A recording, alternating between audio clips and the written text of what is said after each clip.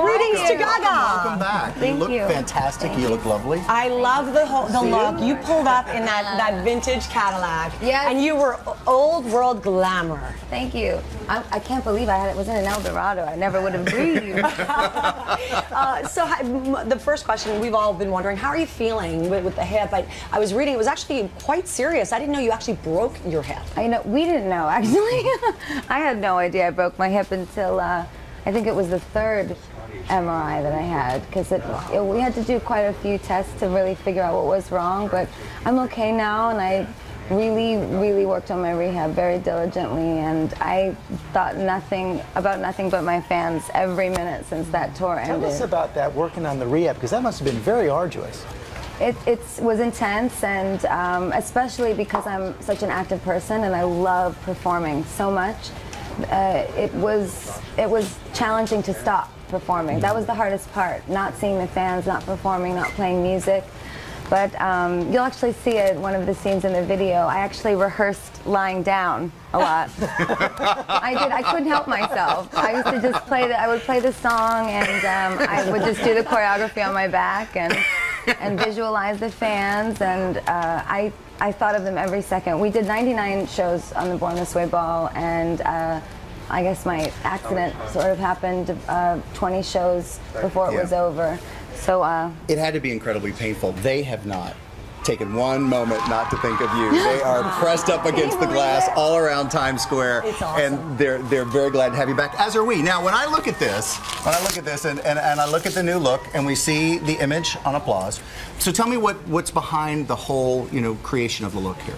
Well, when we were on set, we did a lot of different looks in this video. So you're going to see that soon, but they're each very representative of different parts of me, as well as my obsession with transforming and transforming as magic. So this particular image, we put this sort of clown makeup on my face as an ode to the jester who lives for your applause. And as I was performing on the set, I started to feel really emotional and sad because I hadn't seen my fans for a long time. And it's very different performing for a camera than performing for 50,000 people. It feels different, and I truly miss them. So I took my hands and I smudged the makeup down my face like tears, and I began to cry while I was singing I Live for the Applause. And what I mean is not that I live for attention, but I live for making you happy. And that's when the applause happens, when the audience loves it. And we even talked a little bit about the chair and the audience, because for you, this chair represents communicating to your fans in the way that you have. Yes, it absolutely does. And with Artpop, I really wanted to create a musical and visual language that shows that my fans and we talk in images all the time on the internet, not just to one another, but through pictures and through videos and through art.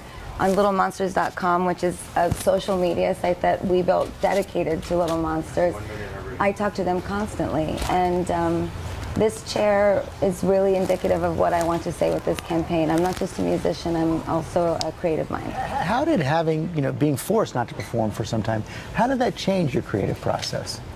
It made it much more intense and amazing, because I couldn't do anything else but create. I couldn't dance, I couldn't walk, I couldn't anything. So I sat on the couch and I worked every day, and I wrote all my ideas down, and I obsessed about the music. I read someplace you called it your gazing period. Yeah. That it really... I'm working with Jeff Koons as well on some new art projects, and with Marina Abramovich and Robert Wilson, and Inez Invenu did the video. And Jeff, when he talks about art, I literally just, I sit there like this and fan myself. I mean, wow, he's so incredible. But the gazing ball is something that he's used in his work and in his previous, most recent exhibition at the Gagosian. And he talks about looking into the gazing ball and really having this transcendent experience with your creativity. It comes out of that transcendent experience.